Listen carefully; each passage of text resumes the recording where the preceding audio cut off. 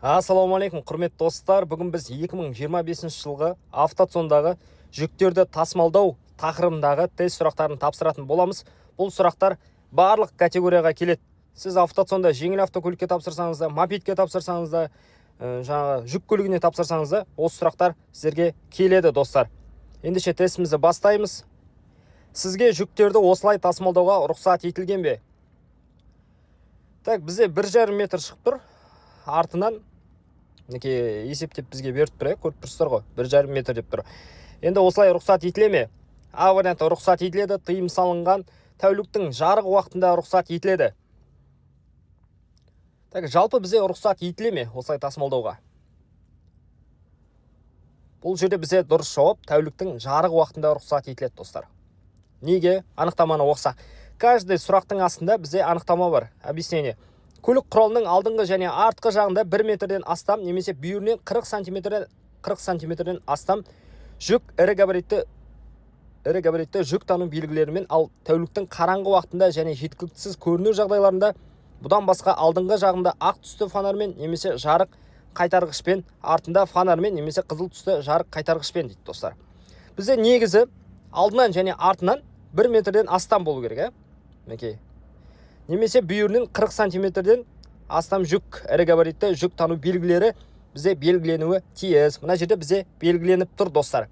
Неге жалпы рұқсат етіледі деп тұр? Рұқсат етіледі жауабы дұрыс емес. Өйткені бұл жерде соңғы жағын оқысаңыздар, так, ақ түсті фонармен немесе жарық қайтарғышпен болу керек.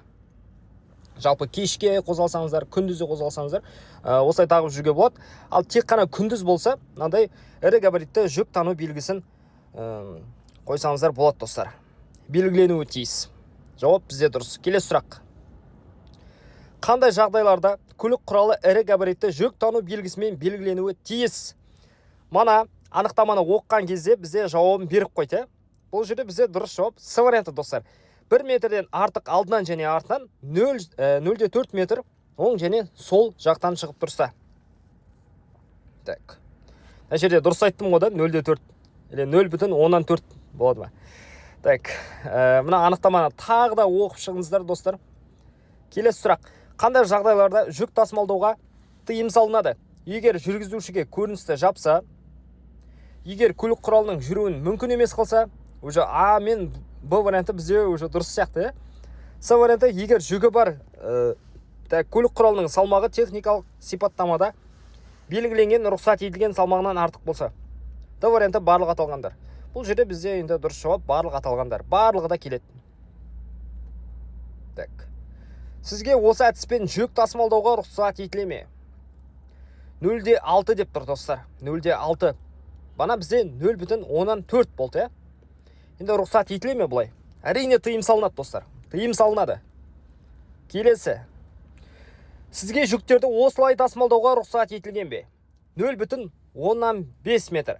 Рұқсат етіледі, тыйым салынған. Рұқсат етіледі, тек күннің жарық уақытында рұқсат етіледі. Так, мана бізде 1,5 метр шығып тұр, қателеспесем. Уже ұмытып қалдым. Так, 0,5 метр.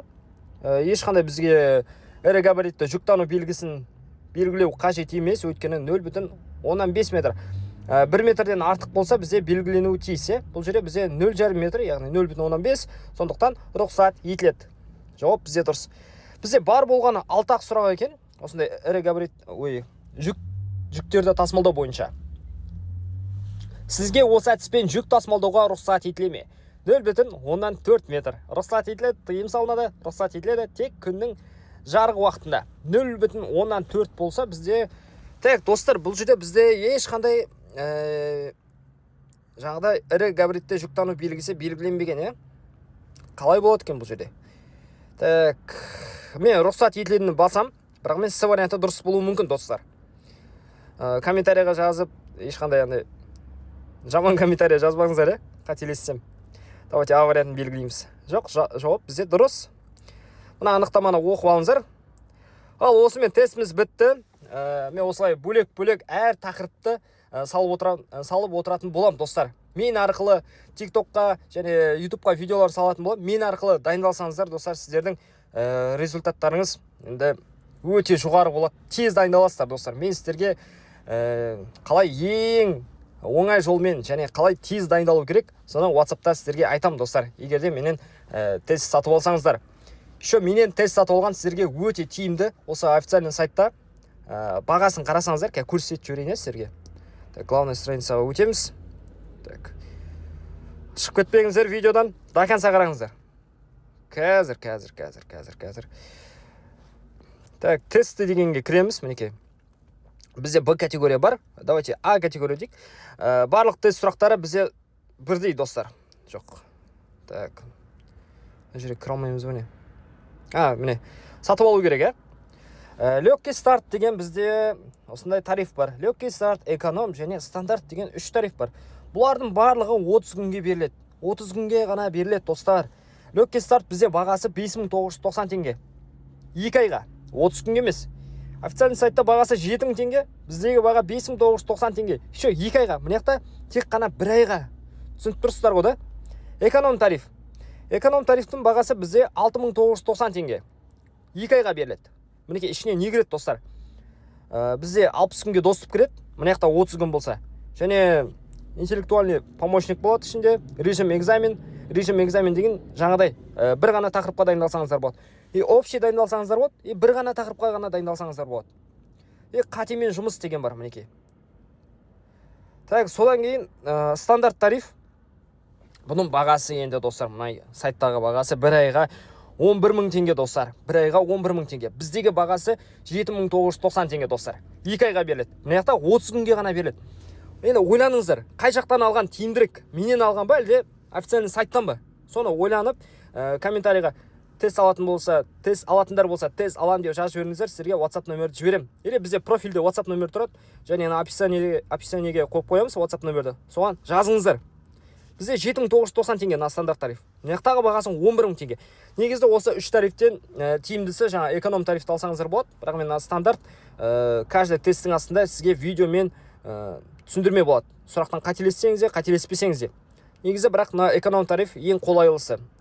Жаңағыдай режим экзамен бар, қатемен жұмыс жасау бар деген сияқты.